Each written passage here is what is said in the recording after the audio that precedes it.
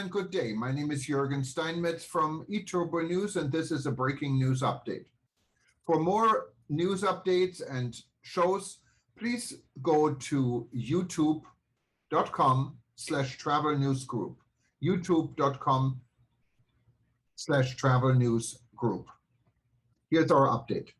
History of the Asian American Hotel Owners Association. The Asian American Hotel Owners Association, AHOA, is a trade association that represents hotel owners.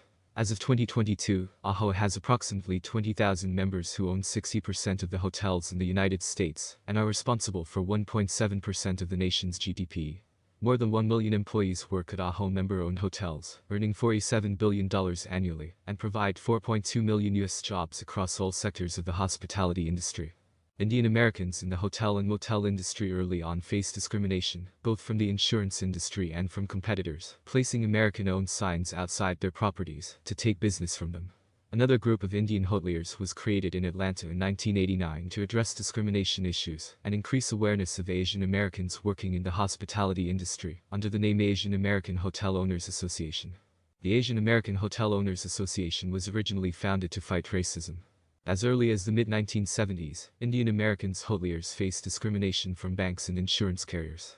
Around that time, after delegates to a regional fire marshals convention reported that Patels had set fire to their motels and submitted phony claims, insurance brokers refused to sell insurance to Indian owners.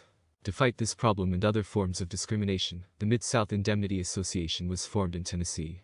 It grew nationwide and eventually changed its name to the Indo-American Hospitality Association. Another group of Indian hoteliers came together in Atlanta in 1989, also to address discrimination issues and to increase awareness of Asian Americans in the hospitality industry. With the help of Michael Levin, then president of Days Inn of America, they formed the Asian American Hotel Owners Association. By the end of 1994, these two groups merged with the following mission. AHOA provides an active forum in which Asian American hotel owners, through an exchange of ideas with a unified voice, can communicate, interact, and secure their proper position within the hospitality industry, and be a source of inspiration by promoting professionalism and excellence through education and community involvement. The new owners brought their business expertise and their families to operate these motels. They instituted modern accounting techniques to monitor the all-important cash flow. 4 times cash flow became the mantra of the Patels. If a distressed motel produced $10,000 per year in revenues and could be acquired for $40,000, it was profitable to a hard-working family. They renovated and upgraded rundown motels to improve cash flow, sold the properties, and traded up to better motels. This was not without difficulties. Conventional insurance companies wouldn't provide coverage because they believed these immigrant owners would burn down their motels. In those days, banks were unlikely to provide mortgages either. The Patels had to finance each other and self-insure their properties. In a July 4, 1999, New York Times article, reporter Tunku Vardarajan wrote, "The first owners, in a manner consistent with many an emergent immigrant group, scrimped, went without, darned old socks, and never took a holiday. They did this not merely to save money, but also because thrift is part of a larger moral framework, one that regards all non-essential expenditure as wasteful and unattractive. It's an attitude buttressed by a puritanical aversion to frills and frivolities, one that has its roots as much in the kind of Hinduism that the Patels practice as in their historical tradition as commercial perfectionists." Author Joel Millman writes in The Other Americans Viking, 1997, New York. Patels took a sleepy, mature industry and turned it upside down, offering consumers more choices while making the properties themselves more profitable. Motels that attracted billions in immigrant savings turned into real estate equity worth many billions more. That equity, managed by a new generation, is being leveraged into new businesses. Some are related to lodging, manufacturing motel supplies, some related to real estate, reclaiming derelict housing, some simply cash seeking an opportunity. The Patel Motel model is an example, like New York's West Indian jitneys, of the way immigrant initiative expands the pie. And there is another lesson. As the economy shifts from manufacturing to services, the Patel Motel phenomenon demonstrates how franchising can turn an outsider into a mainstream player. The Gujarati model for motels might be copied by Latinos in landscaping, West Indians in home care, Asians in clerical services. By operating a turnkey franchise as a family business, immigrants will help an endless stream of service providers grow. As investment and ownership expanded, the Patels were accused of a wide variety of crimes: arson, laundering stolen travel checks, circumventing immigration laws. In an unpleasant burst of xenophobia, Frequent Flyer magazine, summer 1981, declared, "Foreign investment has come to the motel industry causing grave problems for American buyers and brokers." Those Americans in turn are grumbling about unfair, perhaps illegal business practices. There is even talk of conspiracy. The magazine complained that the Patels had artificially boosted motel prices to induce a buying frenzy. The article concluded with an unmistakable racist remark. Comments are passed about motels smelling like curry, and dark hints about immigrants who hire Caucasians to work the front desk. The article concluded, the facts are that immigrants are playing hardball in the motel industry, and maybe not strictly by the rule book. The worst visible manifestation of such racism was a rash of American-owned banners displayed in certain hotels across the country. This hateful display was repeated in post-September 11 America.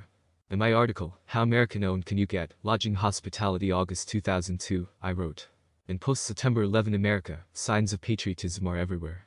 Flags, slogans, God bless America and United We Stand posters.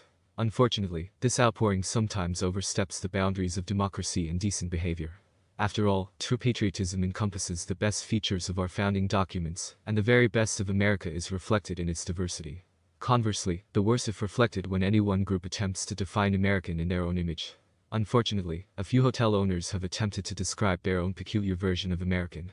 When at the end of 2002 the Hotel Pennsylvania in New York City installed an entrance banner saying an American-owned hotel, the owners attempted to deflect criticism by explaining, the issue of American-owned is basically not disparaging toward other hotels. We want to provide our guests with an American experience. We want people to know they are going to get an American experience. We are not really interested in what the other hotels are or what they are not. This explanation is as wrong-headed as it gets. What is an American experience in a country that prides itself on its cultural diversity? Is it only white bread, hot dogs and cola? Or does it encompass all the arts, music, dance, food, culture and activities that various nationalities and citizens bring to the American experience? In 1998, AHA Chairman Mike Patel announced to the hotel industry that the time had come to identify AHA's 12 points of fair franchising. He said that the major purpose was to create a franchising environment that promotes equality and is mutually beneficial to all parties. AHA's 12 points of fair franchising. Point 1. Early termination and liquidated damages. Point 2. Impact encroachment cross-brand protection. Point 3. Minimum performance and quality guarantees. Point 4. Quality assurance inspections guest surveys. Point 5. Vendor exclusivity. Point 6. Disclosure and accountability. Point 7. Maintaining relationships with franchisees. Point 8. Dispute resolution. Point 9. Venue and choice of law clauses. Point 10. Franchise sales ethics and practices. Point 11. Transferability. Point 12. Sale of the franchise system hotel brand. Stanley Turkle was designated as 2020 Historian of the Year by Historic Hotels of America, the official program of the National Trust for Historic Preservation, for which he was previously named in 2015 and 2014. Turkle is the most widely published hotel consultant in the United States. He operates his hotel consulting practice, serving as an expert witness in hotel-related cases, provides asset management and hotel franchising consultation. He is certified as a Master Hotel Supplier Emeritus by the Educational Institute of the American Hotel and Lodging Association. Stanturkle at AOL.com 917-628-8549. His new book Great American Hotel Architects Volume 2 has just been published. Other published hotel books. Great American Hoteliers. Pioneers of the Hotel Industry, 2009. Built to Last. 100-plus-year-old hotels in New York, 2011. Built to Last, 100-plus-year-old hotels east of the Mississippi, 2013. Hotel Mavens. Lucius M. Boomer, George Siebold, Oscar of the Waldorf, 2014. Great American Hoteliers Volume 2, Pioneers of the Hotel Industry, 2016. Built to Last, 100-plus-year-old hotels west of the Mississippi, 2017. Hotel Mavens Volume 2, Henry Morrison Flagler, Henry Bradley Plant, Carl Graham Fisher, 2018. Great American Hotel Architects Volume 1, 2019. Hotel Mavens, Volume 3. Bob and Larry Tisch, Ralph Hitz, Cesar Ritz, Kurt Strand. All of these books can be ordered from Author House by visiting stanleyturkle.com and clicking on the book's title. More news about hotels.